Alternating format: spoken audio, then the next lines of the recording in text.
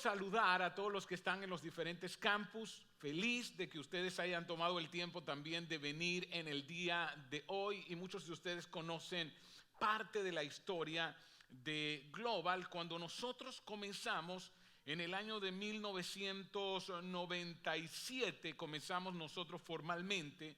Pero en el 2008, ya hace 10 años atrás, nosotros hicimos un cambio total de lo que significaba hacer iglesia, de lo que significaba hacer iglesia.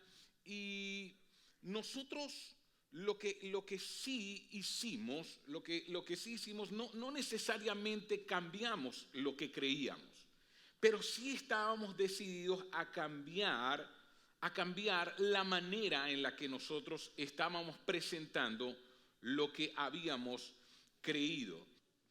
Ahora, si te has dado por vencido acerca del cristianismo o algo que haya aparecido en la Biblia y que no estés de acuerdo y que leíste y era tan extraño que dijiste, ¿sabes qué? Esto es tan raro que yo no puedo seguir leyendo esto. Yo quiero decirte que has renunciado innecesariamente. Y durante 10 años nos hemos comprometido a lo siguiente. Nos resistimos a las cosas que hacen que la iglesia sea innecesariamente resistible. En otras palabras, hace 10 años adoptamos un nuevo estilo de adoración, de enseñanza de nuestros entornos para hacer que el entorno fuera más atractivo. Y no tenía nada que ver en cómo haríamos iglesia, pero sí tenía que ver con dos cosas que son muy importantes que las tomemos en cuenta, y es cómo hablamos de la Biblia y lo que señalamos como el fundamento de nuestra fe. Para la mayoría de los cristianos, la Biblia es el fundamento de su fe. Y yo hice cambios acerca de cómo predico. No en lo que creo, les decía. Y cuando hicimos esos cambios en el 2008, nosotros no anunciamos esos cambios, y yo estoy convencido de que eso lo hicimos y fue lo mejor porque nos hicimos menos cuestionables. Si nosotros hubiésemos dicho, nosotros vamos a cambiar la manera en la que vamos a presentar a partir de ahora la Biblia, todo el mundo se hubiese ido. Así que no dijimos nada. Pero yo sí dije, ya yo no puedo seguir presentando la Biblia como yo la he estado presentando. Y ahora quiero hablar acerca de esos cambios. Y no saben lo que he pedido a Dios que me ayude en la enseñanza del día de hoy. Les voy a decir por qué, porque es bueno que ustedes se preparen, porque si para usted todo lo que dice la Biblia está bien y usted es ese tipo religioso que va a la iglesia y le gusta todo, este mensaje para usted no va a tener sentido. Pero si usted es el tipo de persona que usted dice, ¿sabes qué? Yo no sé para qué ir tanto a la iglesia, entonces este sí es para ti. ¿Te parece bien? Este sí te va a gustar a ti. Porque yo me voy a poner en tu lugar.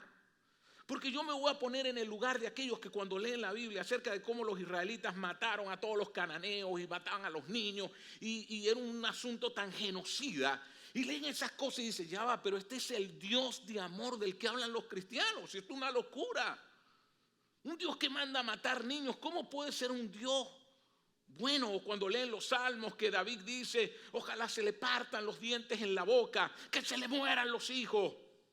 Usted dice, ya va, pero este tipo es David. Este es el que ama a Dios. Entonces yo entiendo por qué muchos de ustedes cierran la Biblia y dicen, uy, cosas muy raras. Para ellos les voy a hablar. Y apenas hoy va a ser un inicio. Y si tú vienes hoy y no vienes el próximo domingo, te voy a decir algo, te vas a quedar con la mitad. Porque yo no puedo, es tan complejo que no puedo hacerlo todo hoy por completo. Pero, ¿qué fue lo que nosotros vimos en aquel momento? Entonces, yo vi hace algún tiempo atrás, para esa fecha, vi un video por YouTube acerca de los nuevos ateos.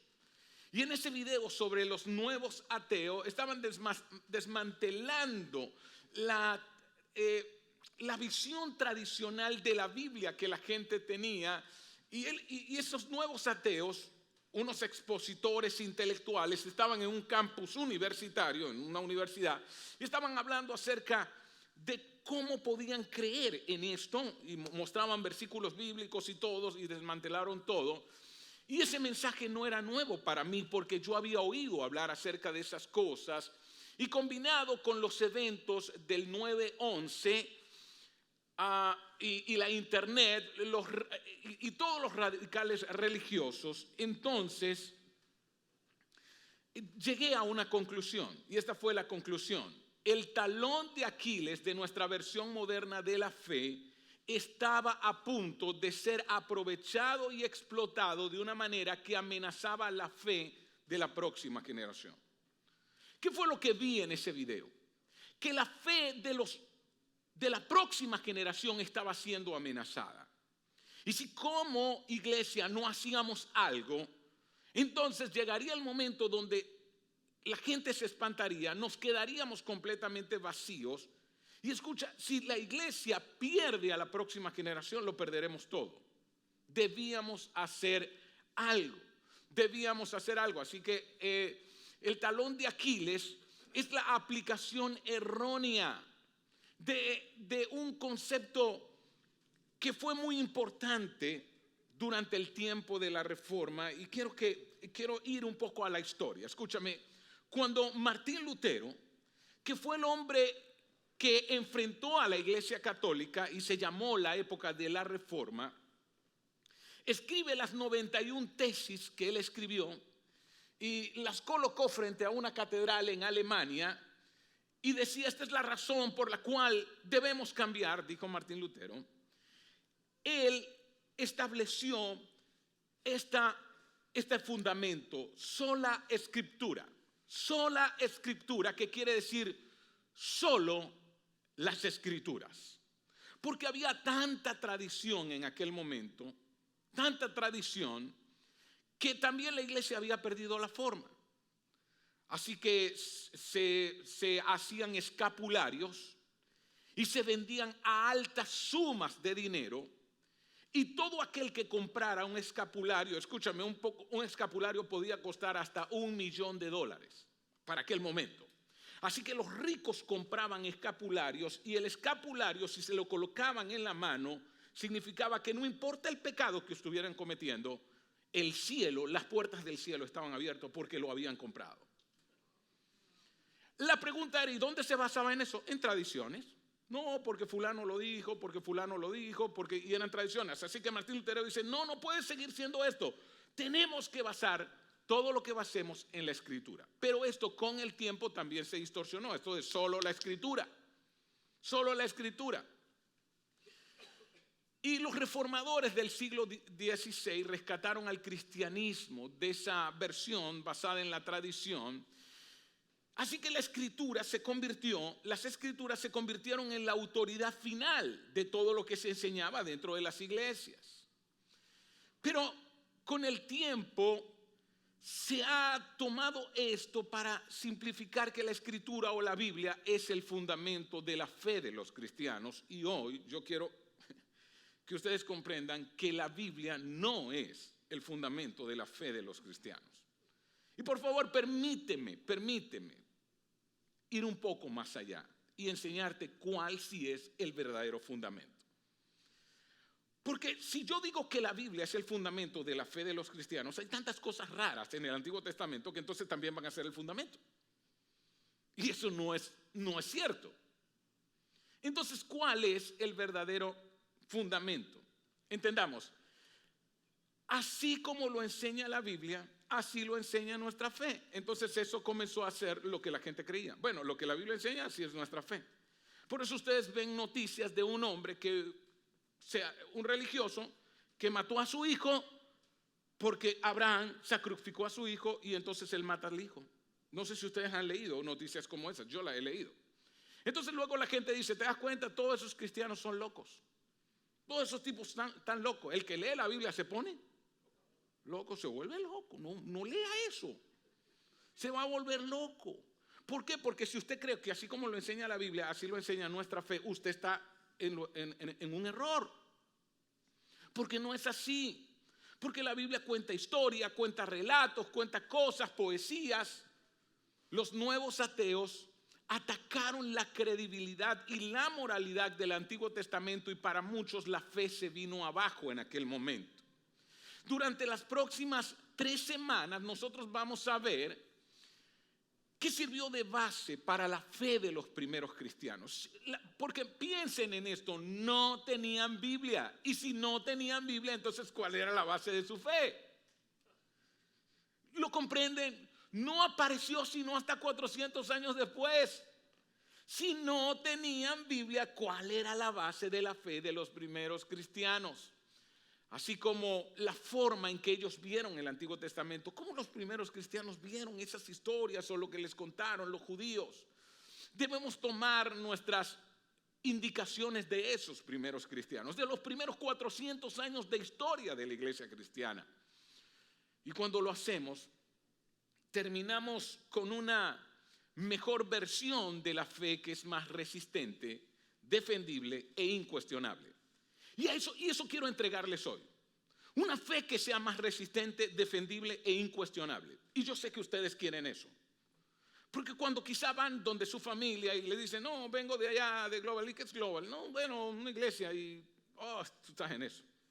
Y tú no sabes esto y aquello y comienzan a hacer eso que Moisés abrió el mar rojo, eso que a Jonás se lo tragó un pez.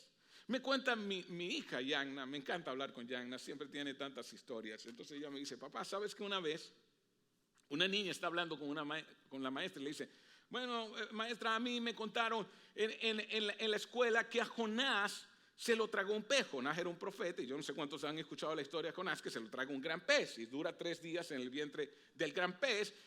Y la maestra le dice, bueno, porque está hablando de los peces. Entonces le dice, bueno, les voy a decir cómo es la digestión de una ballena.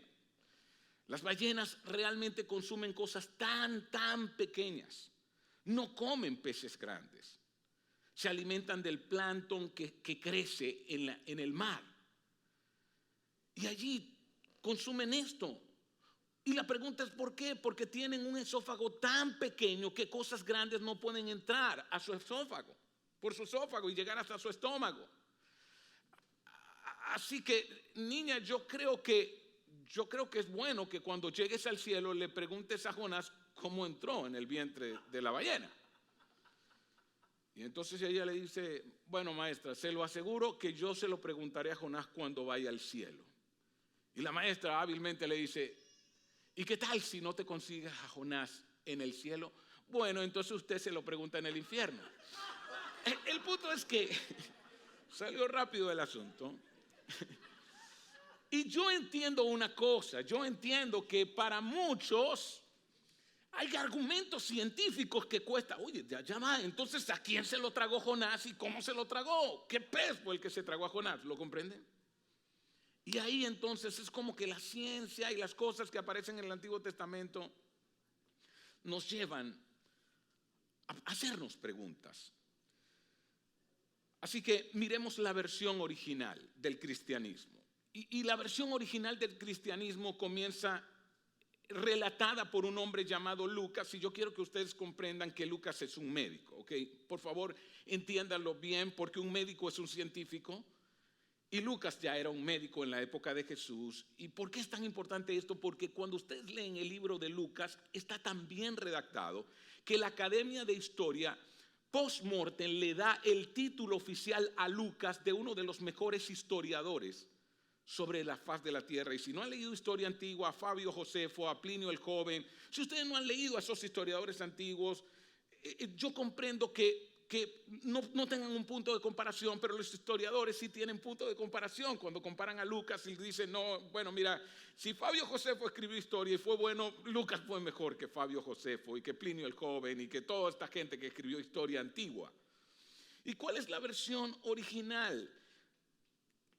Lucas relata 30 años de historia después de la resurrección en el libro de los Hechos, y es muy importante para el fundamento de nuestra fe en este tiempo. Y lo primero que los cristianos hacen después de la resurrección es reemplazar a Judas. ¿Recuerdan que Judas se había ahorcado? ¿Lo recuerdan? Entonces, un gobierno entre los judíos tenía que ser de 12 legisladores. Y a ellos le faltaba uno. Entonces, si querían hacer un buen gobierno, tenían que elegir a uno.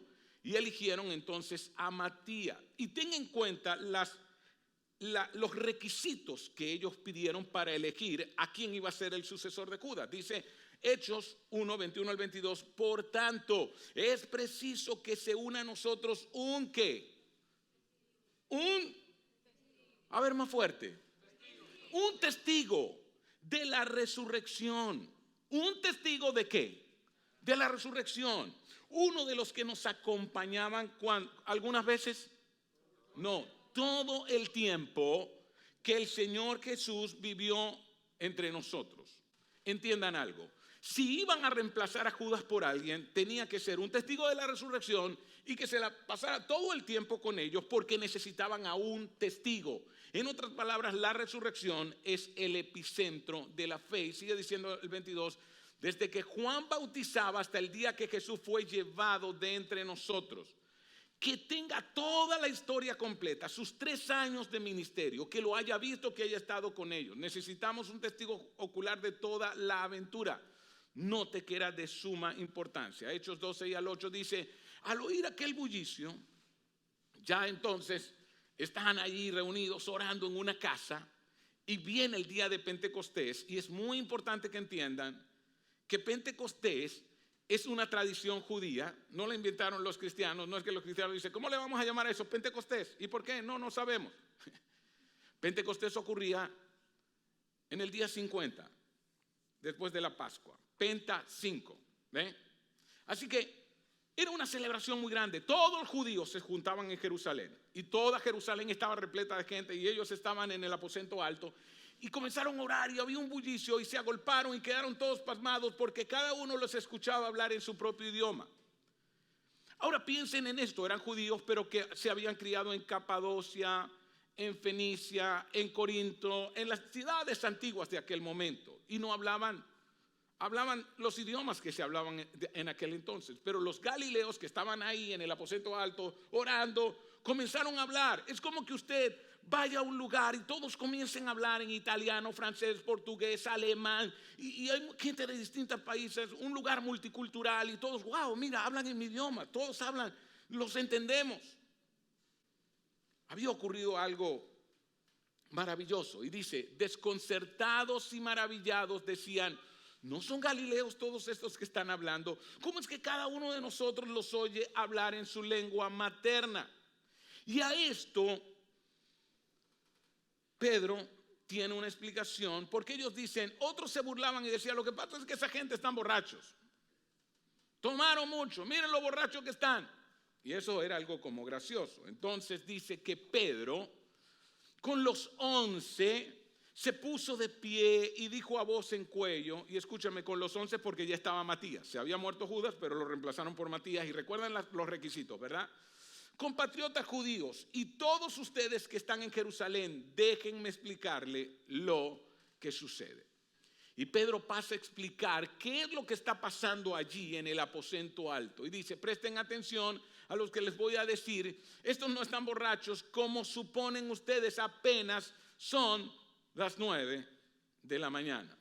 No nos emborrachamos tan temprano, es lo que está diciendo Pedro. Y sigue diciendo, pueblo de Israel, escuchen esto. Jesús de Nazaret, él está predicando ¿a quién? Al pueblo de Israel. Ahora, por favor, comprendan. Esta prédica de Pedro no ocurrió 30 años después de la muerte y resurrección de Jesús. Ocurrió apenas unas semanas. Apenas una semana. Jesús muere en la Pascua. Jesús muere en la Pascua. No habían pasado ni 7 semanas. Ni 7 semanas. Ocurre en el Pentecostés. Y Pedro ahora está predicando.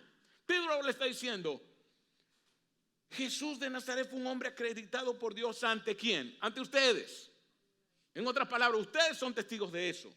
Con milagros, ustedes vieron los milagros, señales y prodigios, los cuales realizó Dios entre ustedes por medio de él, como bien lo saben. No olvide el detalle. Estas palabras de Pedro no ocurrieron años después, sino apenas unas pocas semanas. Y sigue diciendo, Este fue entregado según el determinado propósito y el previo conocimiento de Dios, y por medio de gente malvada, ustedes lo mataron. Wow, que uno le digan eso, ¿no? Y en su cara. Que a ti te digan, tú lo mataste. Eso no es una acusación sencilla, ¿no lo creen ustedes? Es una acusación fuerte.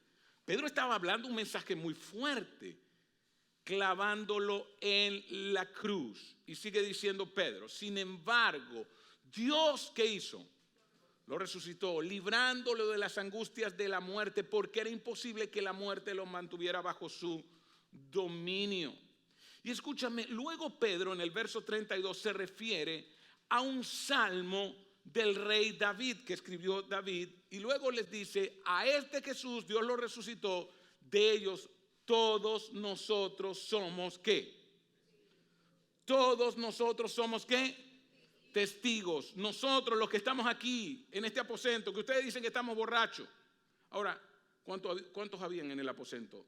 120. Él no dijo algunos de nosotros, no, los 120 que estaban ahí eran testigos. Vieron a Jesús resucitar.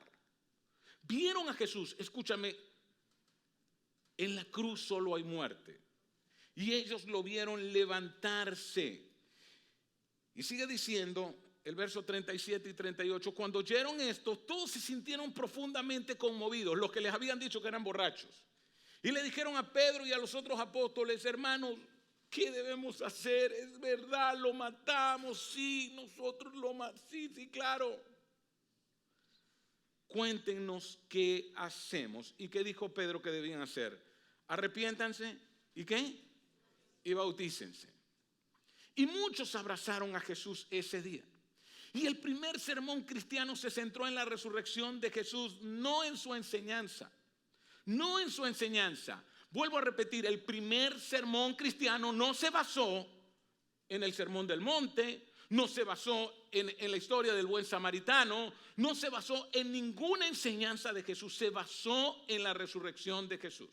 Y el próximo gran evento que ocurre unas semanas después es cuando Pedro y Juan sanan a un hombre cojo de nacimiento en una puerta llamada La Hermosa, allá en Jerusalén. Y un hombre lo sigue desde adentro, ve lo que está ocurriendo y llama a una multitud para acusarlos a Juan y a Pedro. Y Pedro no puede aguantarse y Pedro comienza a hablar de Jesús en Hechos 3, 13 al 15 y dice, el Dios de Abraham, de Isaac y de Jacob, porque ellos que eran judíos y ellos creían en Abraham, Isaac y Jacob. ¿Comprenden por qué les habla del Dios de Abraham, Isaac y Jacob? El Dios de nuestros antepasados, porque Pedro es un judío y le está diciendo, mira, nosotros somos israelitas, el Dios de nuestros antepasados ha glorificado a su siervo Jesús, ustedes lo entregaron y lo rechazaron ante Pilato, aunque éste había decidido soltarlo. Mira, ustedes presionaron tanto a Pilato, que aunque Pilato quiso soltar a Jesús, fue tanta la presión que recibió de ustedes, que no lo soltó. Y luego dice, rechazaron al santo y justo y pidieron ustedes. Mire como Pedro, esto no es un mensaje fácil. Imagínense que usted comience a predicarle a los americanos aquí, usted como extranjero. Es decir, porque ustedes mandaron un poco de gente, habían nadie. Los sacan de aquí rápido. ¿Sí o no? Eso es lo que estaba haciendo Pedro. Estaba acusando a la gente judía, a estos hombres que habían sido líderes de ese movimiento que atentó contra Jesús. Pidieron que se indultara a un asesino. ¿Recuerdan a Barrabás? Mataron al autor de la vida. Imagínense eso. Al autor de la vida. Autor de la vida. Al que te dio la vida. Ustedes mataron al que les había dado la vida. Pero Dios lo levantó de entre los muertos. Wow. Dios lo levantó de entre los muertos y de eso nosotros somos ¿qué? Ese es el segundo sermón de Pedro. Predicó acerca del sermón del monte, del buen samaritano, predicó acerca del divorcio, no. ¿Saben de qué predicó? De la resurrección. ¿Cuál es el fundamento de su fe? ¿Qué alimentó su audacia y confianza? Estoy hablando de Pedro. ¿En qué Pedro se sustentó? ¿Dónde estaba el fundamento de su fe? Era en lo que había visto. Sí. ¿Dónde debemos entonces nosotros anclar nuestra fe y nuestra esperanza? En tratar de explicar quién abrió el mar rojo, cómo lo abrió, cómo fue que Jonás se lo tragó el pez, en tratar de explicar estas cosas, que si el maná caía allí. Mire, yo le voy a decir algo, honestamente yo creo en todo eso. Pero ahí no se ancla mi fe. Yo creo en todo eso y lo creo por una razón. Porque Jesús habló de todo eso como que era cierto. Y si el que murió y resucitó dijo que eso era cierto, mire, lo que me diga yo lo voy a creer. Porque yo a veces le creo a usted y usted ni ha muerto ni ha resucitado. Pero si usted muere y resucita, escúcheme bien, si usted muere y resucita, dígame a dónde vamos y yo voy con usted y lo sigo para siempre. ¿Qué más poder que ese? ¿Qué más demostración? Ahora entienden por qué un cobarde que se escondió en una casa, por qué un cobarde que lo negó 3 veces, por qué un cobarde que estaba nervioso, que estaba aterrado, ahora sale a hablar con tanta valentía y a decir, ustedes lo mataron. Wow. ¿Cómo cambia alguien así de la noche a la mañana? Cambia por una razón. Él lo vio vivo y muy vivo. Y ese fue el fundamento, ese es el fundamento. Y vamos a estar claros, ¿ustedes creen que a todos les gustó el sermón de Pedro? Imagínense que usted venga aquí, yo esté, ¡asesino! ¡Asesino! Unos cuantos de ustedes se levantan y se van, ¿o no? Claro, porque ¿a quién le gusta que le llamen asesino? Usted quiere que el mensaje sea suave, que tenga chistecitos y todo, ¿no? Sí, pero este no tenía ni un solo chiste. Este no era entretenido para nada. Era un mensaje fuerte. Y no les gustó. Y dice Hechos 4:1, mientras Pedro y Juan le hablaban a la gente, se les presentaron, ¿quiénes? Los sacerdotes y el capitán de la guardia del templo y los saduceos. Habían 2 grupos que eran los que dirigían la parte filosófica del judaísmo. Fariseos y saduceos. Y se les presentó el capitán de la guardia de los saduceos. Y sigue diciendo en el verso 3, prendieron a Pedro y a Juan y como ya anochecía los metieron en la cárcel hasta el día siguiente. Al día siguiente son llevados ante el mismo grupo que persuadió a Pilato que crucificara a Jesús. Y este grupo incluye a Caifás, quien había diseñado el arresto de Jesús, e incluye también a Anás. Y había asumido que todo se había terminado. Recuerden, Caifás, cuando Jesús muere, él dice, bueno, ya, nos libramos de este hombre, ¿sí o no? El mismo Pilato dice, wow, ya pasó la Pascua, gracias a Dios. Pilato diciendo gracias a Dios, ¿no? Sí, Pilato dice, bueno, buenísimo, se acabó la Pascua. Bueno, él tenía su Dios, ¿ok? Gracias a Dios, ya, muerto y enterrado. Sentía que se había librado, ¿sí o no? Pero seguía el rollo. ¿Y ahora qué hacen trayéndome a Pedro y a Juan? ¿Qué pasó aquí? Y Caifás, que está acusando, hicieron que Pedro y Juan comparecieran ante ellos y comenzaron a interrogarles, ¿con qué poder o en nombre de quién hicieron ustedes esto? ¿Recuerdan al ciego? Al cojo que sanan en la puerta de la hermosa, al hombre que no podía caminar, que estaba pidiendo ahí, luego lo pueden leer ustedes ahí en Hechos. Y una vez Pedro y Juan se levantan a hablar. Estos hombres que no hablaban, que no decían nada, ahora se levantan y dicen, gobernantes del pueblo y ancianos, hoy se nos procesa por haber favorecido a un inválido y se nos pregunta cómo ese inválido fue sanado. Y dice, sepan pues todos ustedes y el pueblo de Israel que este hombre está aquí delante de ustedes, porque trajeron al inválido, sano gracias al nombre de Jesucristo de Nazaret, crucificado por ustedes. Wow. Pero se empeña en Pedro, porque ahí estaban, ahora eran los sacerdotes, y Caifás, el sumo sacerdote, el mero, el jefe, el hombre del poder. Ustedes, pero resucitado por Dios. Dios lo levantó y sigue diciendo, 4:13, los gobernantes al ver la osadía con que hablaban Pedro y Juan, ¿qué vieron? ¿Qué vieron? Osadía, póngale usted valentía, a rojo, la palabra que usted quiera. Pero la pregunta es, ¿vieron lo que sucedió? ¿Por qué Pedro estaba hablando con tanta osadía? Entiendan, el cristianismo se acabó cuando Jesús estuvo en la tumba. Se acabó, terminó. No había ni un solo cristiano, ni uno solo.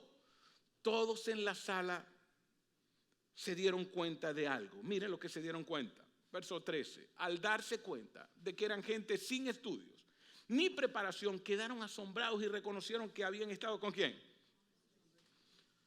Que habían estado. No cuando Jesús, antes de su muerte. No está hablando de esto. Que habían estado con Jesús resucitado.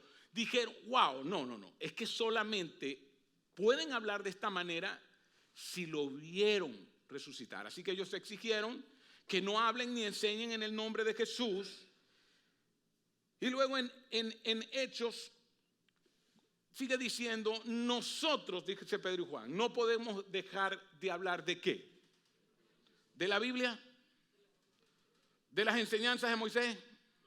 ¿De lo que enseñó Abraham? ¿De lo que pasó en la Torre de Babel? ¿De cómo la lengua cambió a la gente? ¿De qué no iban a dejar de hablar?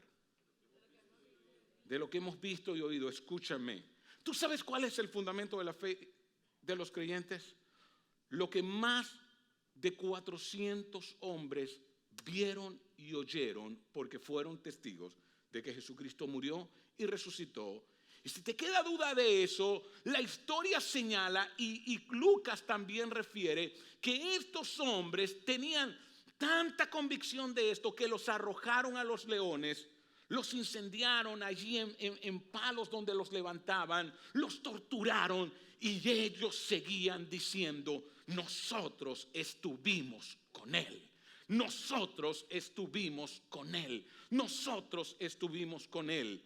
¿Cuál es el fundamento de la fe de los cristianos? No es un libro, es un hecho. No es un libro, es un acontecimiento y esa es la base de tu fe y de mi fe si dices ser cristiano. Esa es la base.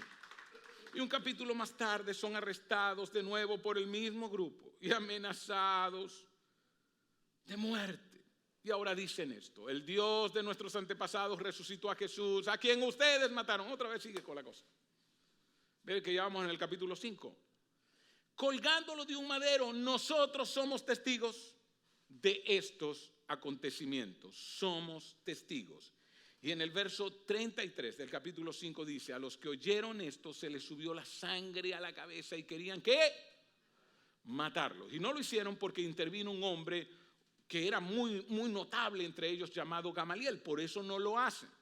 Pero ya llegamos al verso 40 del capítulo 5 y no acostumbro a leer tanto, ¿ok? Solo lo estoy haciendo para que entendamos el contexto. Entonces llamaron a los apóstoles y luego de azotarlos, les ordenaron que no hablaran más en el nombre de Jesús. ¿Cuál era la orden? No pueden seguir hablando de esto. Ya dejen de hablar de esto. Pero ¿cómo iban a dejar de hablar si lo habían visto resucitar? Si habían comido con él, si él los había tocado, si habían estado compartiendo. ¿Cómo tú puedes dejar de hablar de eso?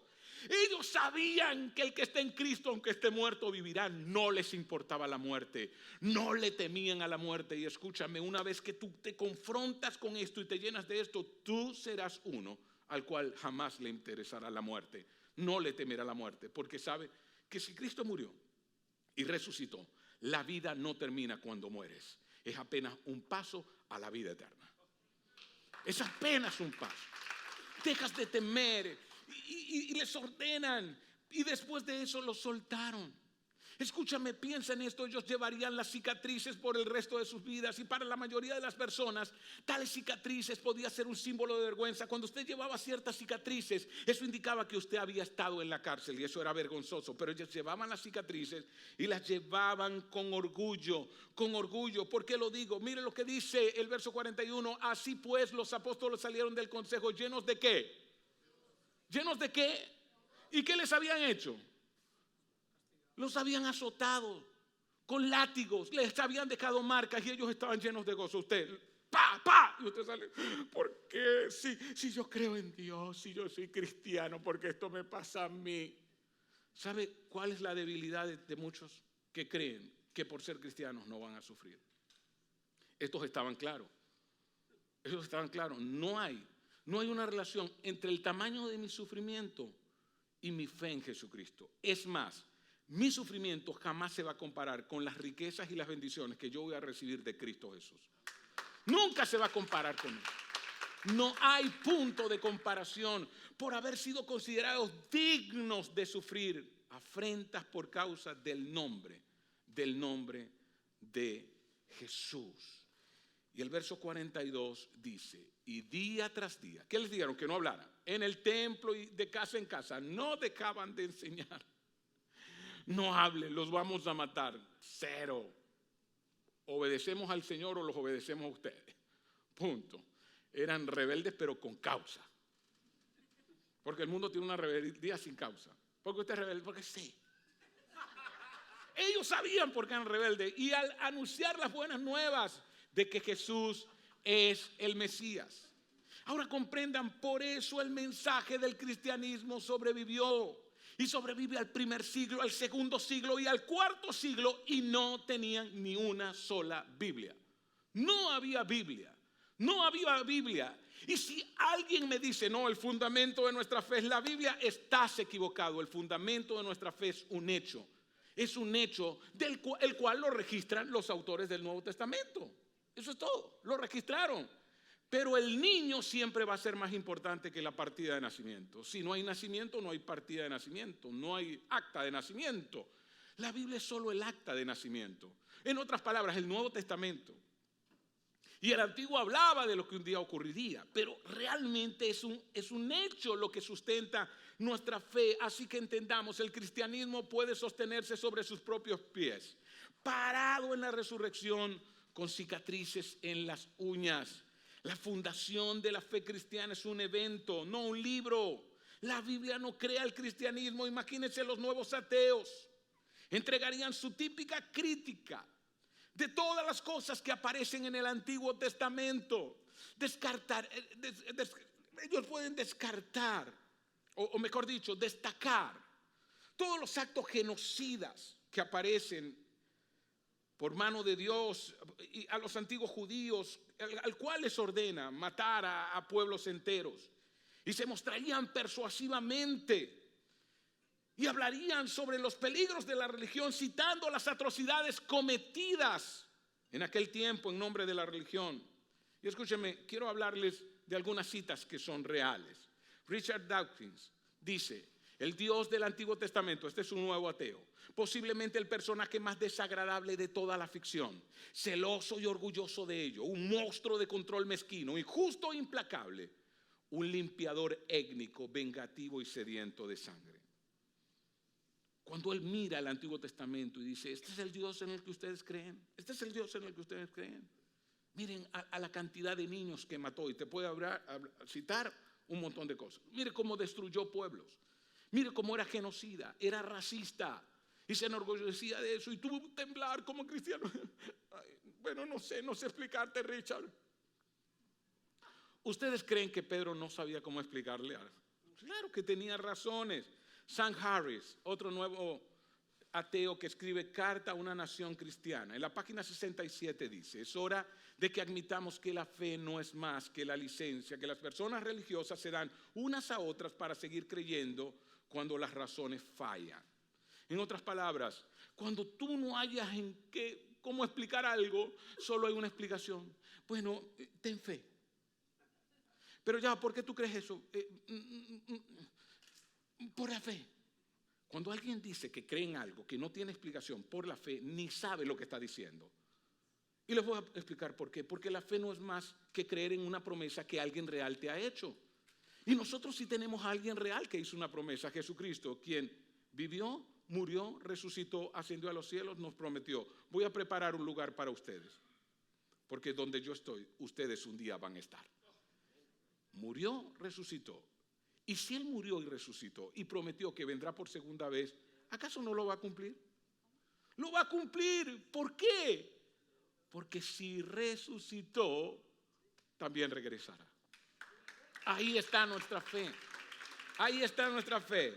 Richard Dawkins, ahora en la página 268 del libro Desilusionado de Dios o el Dios de la desilusión. Para ser justo, gran parte de la Biblia no es sistemáticamente malvada, sino simplemente extraña, como ustedes esperarían de una analogía caóticamente improvisada de documentos inconexos, compuestos, revisados, traducidos, distorsionados y mejorados por cientos de autores, editores y copistas anónimos desconocidos para nosotros y en su mayoría desconocidos que abarcan 9 siglos. Entonces, ¿qué hacen ellos?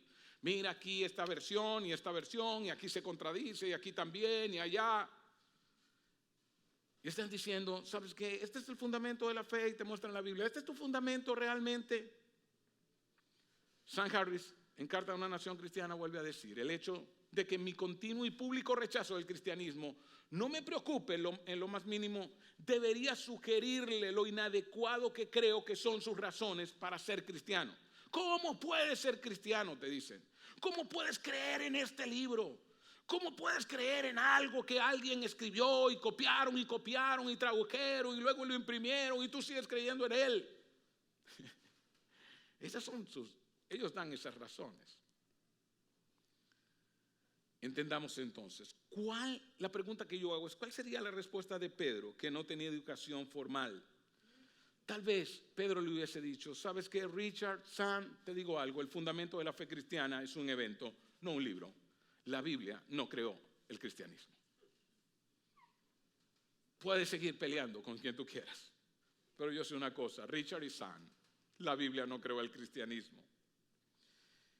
Y yo me imagino a Pedro hablando con Richard y diciéndole, Richard, ciertamente estoy familiarizado con la historia de mi gente, de mi pueblo judío. Yo leí también eso cuando era un niño, hasta me lo aprendí de memoria. Estoy seguro de que la razón por la que nunca he cuestionado esas historias es porque me criaron escuchándoles. Pero señores, nada de eso, de hecho nada de lo que han dicho tiene algo que ver con mi decisión de seguir a Jesús. Richard, tú has cuestionado al Dios genocida, has cuestionado un montón de cosas, pero tú crees que yo sigo a Jesús por eso. No, Richard. Sam, te refieres a la insuficiencia de mi razonamiento. Permíteme explicarte mi razonamiento. Solo tengo una razón.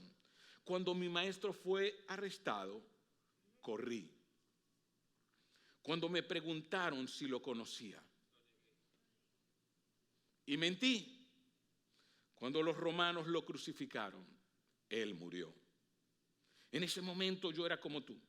No tenía fe. Para usar tu palabra fe, yo no tenía fe.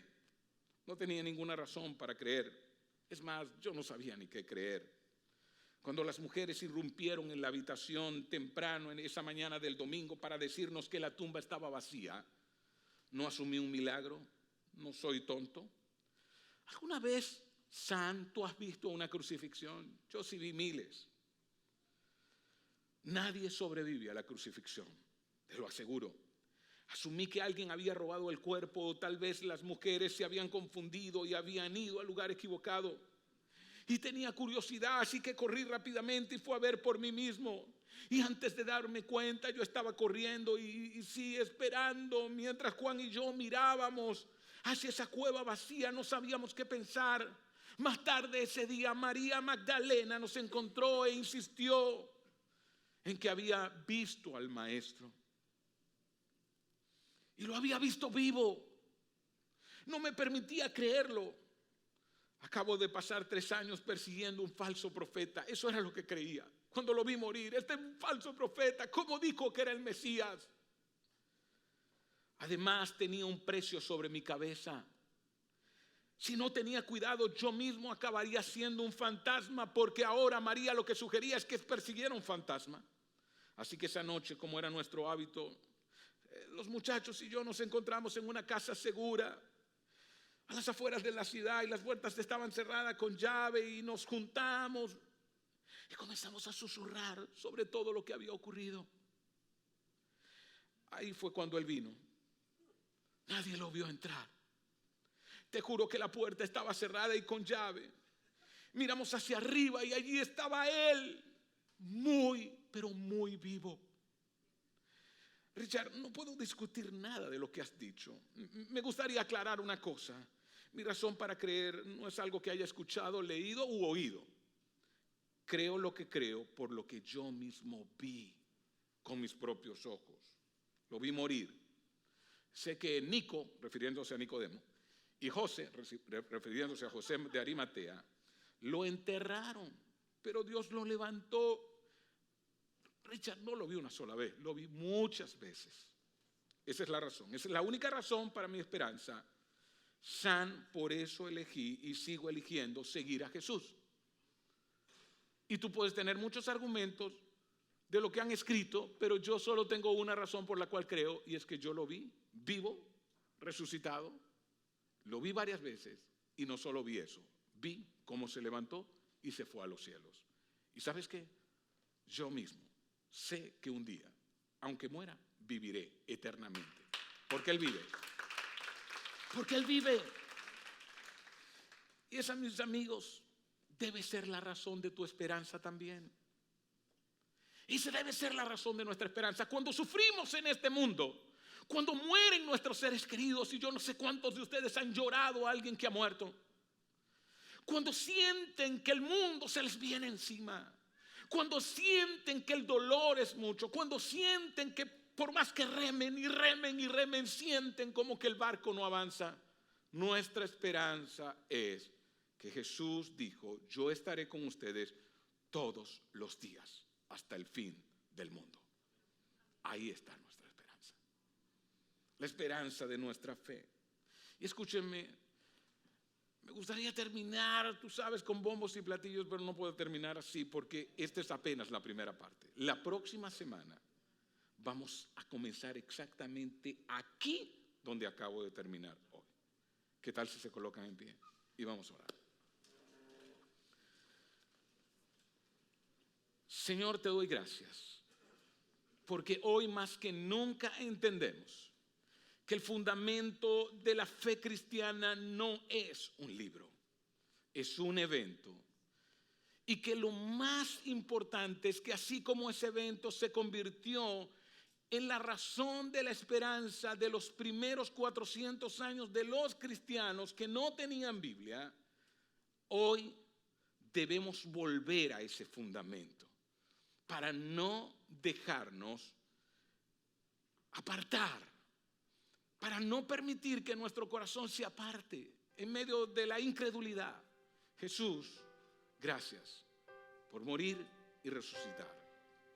Gracias por mostrarte. Gracias por dar tu vida por nosotros. Gracias, Señor. Amén y amén. Gracias por venir. Nos vemos la próxima semana, en la segunda parte.